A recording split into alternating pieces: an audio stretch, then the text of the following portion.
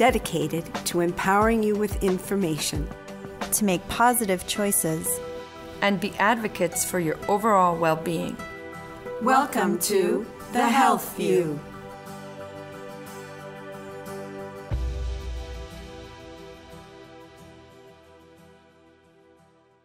Welcome to The Health View. I'm Yvonne Dunetz, and today we're going to be talking about the Mobile Crisis Response Team. And my guest is Clinical Director Robert Sibley. Welcome, Robert. Thank you for having me. What is the Mobile Response Team? So the Mobile Crisis Response Team is a team of a clinician, a peer support, who provides 24 hours, 7 days a week, clinical treatment / peer advocacy to individuals who are in a mental health crisis. And how does one avail themselves of these services? So we are accessible through a phone line that you can call. It's 603-816-0101. Like I said before, it's 24 hours, 7 days a week. And basically, when you're feeling like you're in a mental health crisis, you know somebody who's in a mental health crisis, you can call our phone lines. You get a mental health provider who is a clinician who can begin doing a phone triage to identify what the crisis potentially is, and then most importantly, go into the community to see the individual right then and there. Can you describe what a mental health crisis would be? So a mental health crisis is a very broad statement, I think it's fair to say. It's for anybody who might be feeling trapped. They're having issues dealing with symptoms of anxiety, depression, PTSD, post-traumatic stress. Of course. Just they are at the point where they need help, but they might not be able to get into an appointment in time, or they just feel like the only other option is the hospital, but they really don't want to go to the hospital. We're a good alternative access point for them, where we can begin helping them deal with the current crisis, de-escalate the situation, hopefully kind of ground them back down to kind of like the reality of the situation, and kind of give them coping skills, if you will, to work through their current issues of whatever that might be. And I mean, we have a variety of different things. We could be things like we talk to individuals who just lost a loved one, or individuals who are dealing with chronic symptoms that have just been there forever and they're just getting to that point where they're stuck. And so we're hoping to try to deter them from escalating these crises to the point that they do need hospitalization, or they get to a point where they just don't have any other place to go and they don't know what to do.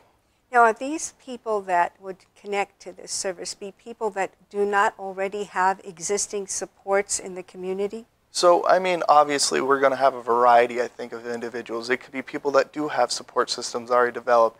May that be a clinician, a doctor, or they're connected with other healthcare facilities. However, we're looking for all of them. Anybody who feels like they're in a crisis, who feels trapped, or feels like they just need help. And we can provide that services regardless of what they're connected to already. And all they have to do is make a phone call. Yep. Is that 24/7? 24 hours, 7 days a week. And we're always who staffed. is manning that? So as we were talking before, it's a clinician who will answer the phone and basically just provide a basic assessment of the situation to identify what the crisis is. And then from there, basically, we answer the phone already prepared to go out into the community. So you're going to go to the person wherever they are. We want to see them face to face, because that's really how we believe we can help de-escalate a situation and help hopefully resolve some of the issues that are currently occurring for this individual. And do you work effectively with other community organizations or services, i.e. police, fire, or whatever else might be needed? We're constantly trying to build bridges with other service facilities. We're working with the police as best we can. And I think over time, it's a trickle-down effect. We have to show what our worth is, if you will, and kind of give ourselves and show what we can provide to the community for the police, fire stations, and other facilities like access at the hospital. And overall, the biggest component to this is we want to help provide the best services to the community members, the people who need our help and who are asking for help. The mobile crisis support system that you have, this is nationwide, correct? Correct. You can find it almost across every state at this point, especially in the urban populations. You can find a lot of these types of mobile crisis. Some of them are very based in adolescents, some are all ages, some are just adults. But it's one of those things if you're in a new location or you're in a city, you're going to be surprised if there isn't one at this point. The more rural areas are still growing, I would say, but over time I wouldn't be surprised if these services start to pop up more and more. And how could people find out about these services if they went online? Chances are if you just look up Mobile Crisis Response Team, put in your location, you're going to find something that will pop up. It might even show up as an emergency service as well. There's going to usually be some form of 24-hour, 7 days a week phone access at least in the communities. And are there any age requirements related to your particular one? With our age, we do serve 18 and older, and we focus on that age specifically. But I would also put the caveat is that we answer every phone call we get. So that if somebody was dealing with a crisis that was occurring to a younger person, 17 and under, and it was obviously affecting their home and their family or whatever, and they were going for help, you wouldn't just hang up the phone. You would help them get the support that they would need. So if it's somebody out of our catchment zone of age and things like that, we're going to assess the situation regardless. But what's going to probably be more important for us at that point is making sure we're connecting them to whatever's the best service for the situation. And how does your organization differ from others in our community related to the difference that you make? So I think the major difference with our service right now is the community aspect. We are going into the community to see the individual, and our time of access is usually about, once we get that phone call, we can usually be to that individual's house within 10 to 15 minutes. And then, of course, if in the surrounding areas, it's a little bit more time, but at the end of the day, it's as quick as we possibly can. And that's 24/7? Yep, 24 hours, 7 days a week. Excellent. And as far as how people can communicate with you in the best possible way, it would be through this line. Yep, the phone line is always going to be our best option. Just because then you have right off the bat, you're going to get a clinician answering that phone that can just begin the process. So if people had further information or the need for further information about it, they could still call that number. Correct. And the local number in the state of New Hampshire, in the catchment area that you're working with, is what? It is 603-816-0101. And also within the state of New Hampshire, there is a mobile crisis response team in Manchester as well as Concord. Yep, and I would highly recommend if you're in Manchester, Concord, look up those numbers so that you have access to it. I would also encourage everybody to utilize 211 as well. And 211, how does that differ from 911? So 211 is kind of like an emergency information service. So whatever your situation might be, they can help you find the best location to get those services. And may it be housing, food, mobile crisis, things like that. They can provide those numbers and get you connected with the service that is currently kind of needed for you. And that's 24/7? Correct. And I understand that you have an effective dialogue with Manchester and Concord. You work as a team? We're always trying to collaborate. We're always trying to improve our services as a team. And I mean, and there's also going to be always situations where we get people calling out of these catchment zones that they're going to be better served working with Manchester, working with Concord. And at this point, I think it's important to always keep the collaboration open. Absolutely. This is only going to improve services, improve the communities, and help each other out. Is there a cost for these services? So the cost will be whatever billing we can provide, but we're also state funded though. And that's what's really important about that, is that it's not the money at the end of the day. It's getting connected and helping these individuals who are in crisis. So if they don't need to have insurance, they don't need to be able to have a payments resource, or how does it work? So I would put it this way, is part of the caveat of getting in contact with us is that we're going to try to help you get connected with services once you start working with us.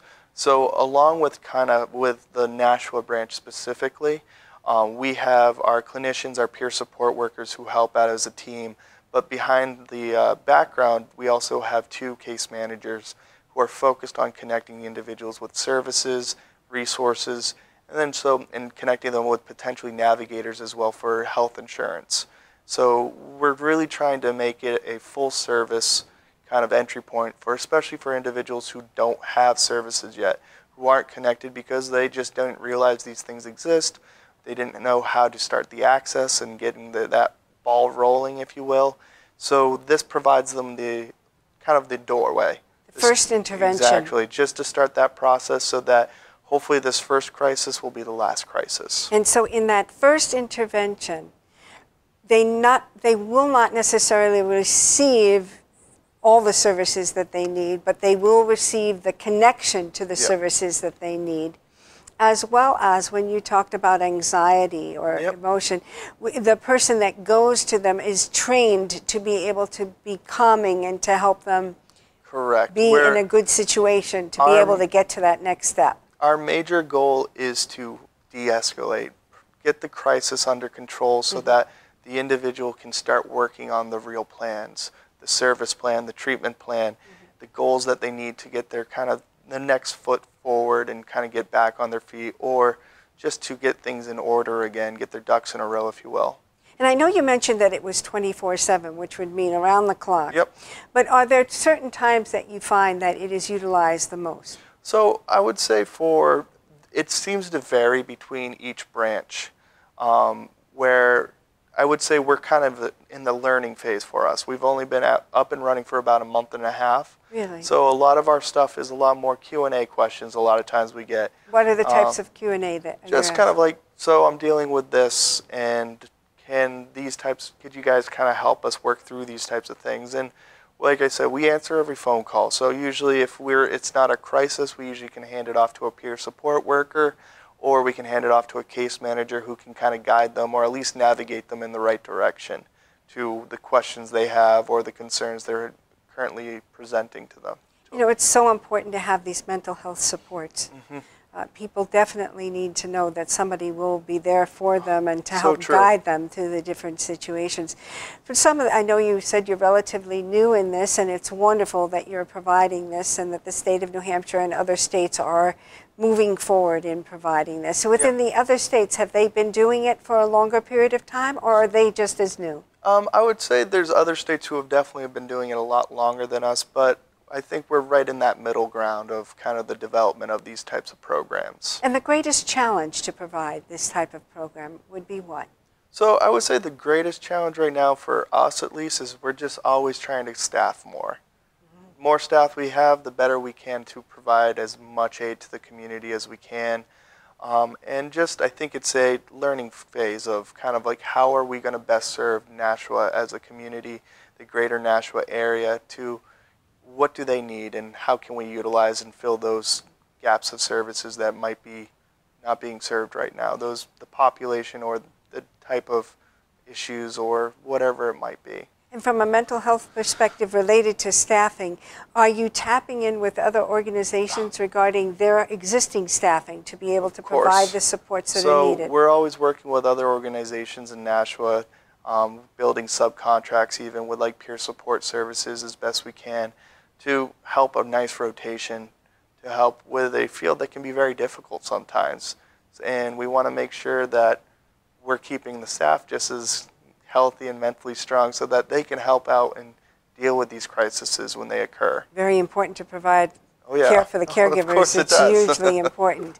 And so your reach out is not only the great Nashua and all of the just all the surrounding towns around it, all the way up to Mount Vernon. All the way up to Mount Vernon, and then Manchester takes it from that point up. Manchester and Concord take kind of on they split up their areas, and then we're still looking to build throughout New Hampshire, though. I think this is that learning process and just a development stage. Okay. And as far as when it's appropriate to call? So the way I would describe kind of when it's appropriate to call is when you are dealing with something that you're at the point of feeling like you're trapped, you just don't know how to deal with the situation anymore. You're elevating yourself to a point where you're just not thinking straight anymore. Or this could be a family member. And this, to us, it's a matter of give us the phone call. Let us kind of help you through that process. If you start to have those concerns, chances are it's not a bad idea to call us now so we can potentially help out. And you said the ages were from 18 18 through all the way up to elder? Correct. 18 and older, and we're going to get in there, we'll get to the community, and we'll see you. Excellent. So related to looking to the future, how this program evolves. Yep. What are your expectations? So my expectation is to continuously try to develop bridges between other programs in Nashua to encourage other service departments to utilize our services. So perfect example is the police force. We're always working with the police force. We're doing kind of ride-alongs so that we can kind of pick their brains, they can pick our brains. And kind of those types of situations where the police go into a crisis, something that's just escalated, and just to help manage those situations, mobile crisis can help out. Very good. You can work as a team. Exactly. And so just kind of help the whole situation, because there's so many moving parts in these types of moments that a lot of times it's helpful to have other people there that can manage the mental health side, allow the police to do their job and kind of work through the situation, keep a nice, safe environment, and then potentially allowing us to just kind of de-escalate a situation so that we can find the real story, what's going on here. And besides the police, do you work with AMR or the police fire department? Same idea. We're trying to build those bridges as best we can, and we also kind of, it's one of those counterparts too of Safe Station as well. Yes. Where it's if you're dealing with somebody with substance abuse who's in crisis, who's just really having a tough time dealing with the situation, they're looking for recovery, but they're just so overwhelmed by their situation that they just can't process. We're definitely finding ourselves getting in those situations and helping de-escalate the problem down so that then Safe Station can kind of jump in and do the rest and get them into treatment. That's a great extension. Oh yeah, it definitely is, and I think it's going to be, from what the best way I can describe it, it's all about the teamwork. That's what it is. Yeah. It's all about that. When people work together, they can do amazing things. Exactly. And what would you hope, is there any aspect where you can communicate right here today with the other people that you wish to connect with as far as being a strong member of their team? What would you want them to know about what you do and how you can provide those supports in helping to reach and serve our community? So for working with other organizations, other communities, I think it's really focused in on that crisis. We're here to help out in the most intense situations. When somebody is just at the end of their rope and they just need to have someone there, it's sometimes so simple as just being that non-judgmental listener who's just there and just they know they're not just alone in the situation.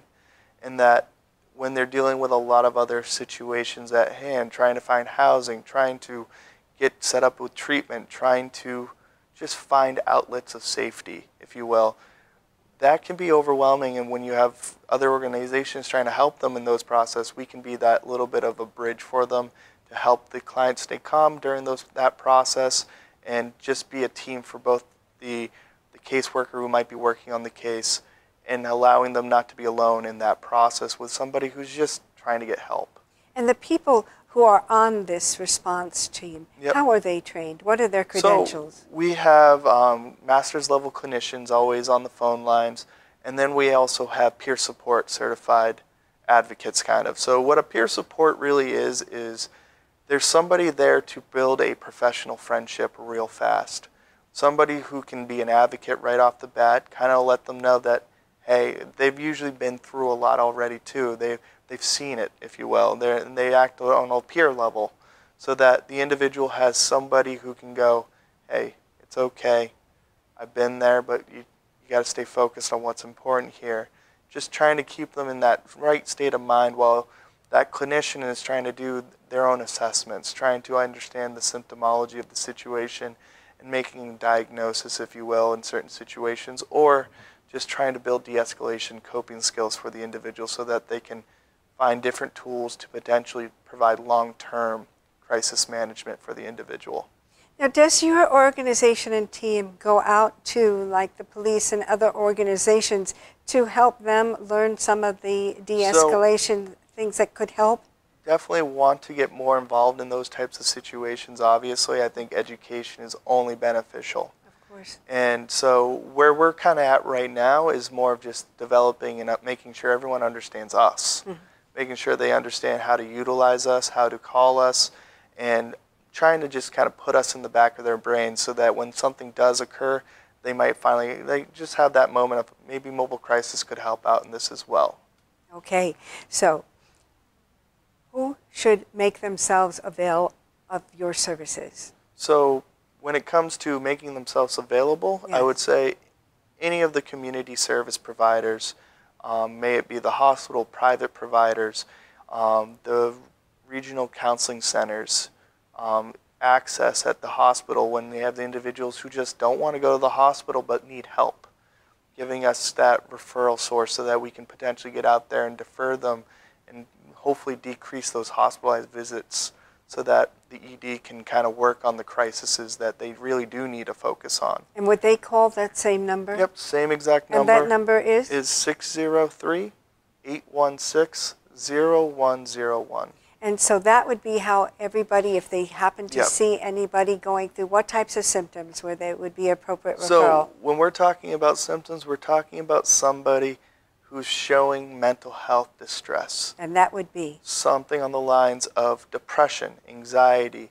It could even be on the lines of schizophrenia and something a little bit more on the extreme side, if you will, to a certain degree of just they're having issues with their cognitive processing or the way they're thinking. And they just are not able to cope with it. They're not grounding back down or calming down. They are, no matter what they're doing, it just seems to be escalating on them and kind of getting worse and worse. And our plan is to help deter those situations. A situation that is right now manageable to a certain degree if helped with or attended to right away, before it becomes a hospitalization or before it becomes a legal issue sometimes. And trying to make sure that the community stays safe and, more importantly, these individuals get the help they need. And so even in community gatherings, there might be some people who are having some of these symptoms. Yep. And so people would know that this would be a number that they could call yes. to get support for that. Or even in a home situation, if a loved one or a family member was exhibiting any of those symptoms, that would Yep. be an area where you would have them give you a call, right? Exactly. Give that number a call. And in that response, what would be some of the things that the person on the other end may be asking? The individual that's feeling that way of Yep. having that anxiety, depression, needing help, needing somebody to talk to Yep. support them. What would be the types of questions that might be asked so that they So- could get an idea? When you give a phone call to the mobile crisis, the very first thing you're probably going to hear is a very inviting voice, because that's really important, the first step. Yes. Just hearing a person's name, and basically the first thing they're going to ask is what's going on and what's the crisis here. And so it really will just start with a simple, we just want to hear you talk first, let's just hear what's going on. And then from there, we're just going to try to understand the situation better. So there's not going to be a list of just basic questions right off the front, but we're going to try to get an understanding of who you are, where are you located, How you can help. and basically how can we help you, so that we can identify so we can identify first and foremost what is the crisis, so when we get there we can start planning those things out. What if somebody was suicidal? Well, so if someone's suicidal, we obviously, the first thing we'll be doing is a suicide assessment. Just what is the risk here? What's the level of concern? And obviously, if it's something a little bit above on the lines of this person has a plan, they're thinking about doing it, and they're just dead set on it, in those situations, we're going to de-escalate the situation, but we're also probably going to have them go to the hospital that's where they need to be. But in a situation where you have somebody right on the edge there, they're thinking about no plans, but we're going to be there to help and hopefully de-escalate and get them back on the kind of hopefully a healthier way of thinking about it. So let's summarize the most important information that you'd like people to know about Sure. this crisis team. So the Mobile Crisis Response Team is a 24-hour, 7 days a week community outreach program that we go out into the community to see individuals who are in distress from mental health. This is all the way from extreme anxiety, depression, not able to cope with a current situation, loss of a loved one, or just dealing with financial issues even. Whatever the situation is, we're trying to help de-escalate the situation, help you get calm so that when you do get back down to the ground and you're thinking straight, we can help build a service plan, a treatment plan, and hopefully build long-term plans for you so that when this stuff happens, you're going to have a network for yourself. Some place that you'll then have, okay, I now have a therapist, or I now have a caseworker that can help me through these things. We want to be that front door for you, the first access point to some degree. And how can people get these services? So all you have to do when it comes to when you're dealing with a crisis, calling the 603-816-0101, and we'll try our best to either, if it's a crisis, we're going to help out. But if it's something on the lines of services, things like that, we're also going to try to direct you in the right direction. And that number again is? It's 603-816-0101. Let's say it one more time, please. 603-816-0101. And from a perspective, if anyone was leaving the state of New Hampshire and crossing the border into other states and traveling, they could always call a number or look up via the internet. Yep. What would they look up to get that information? So, if you're trying to look for your local kind of mobile crisis or emergency service lines, Yes. your best bet is to write that in. Mobile crisis response team, emergency services, hotlines, and then put in the location you're located in. Chances are that's going to be your best bet in finding services, and chances are there's probably a local 211 line as well. And that 211 line is for anyone that is seeking services that are basically, they're just trying to find services in your area for help. And that's across the United States. Yes. All you do is dial 211 and you will be referred. You explain exactly what's going on, and then they will connect you with a resource to help you. Correct. That's very important information. So again, the number that people can reach you at for these services. So 603-816-0101. I thank you very much for all that you do. We appreciate it. Until next time.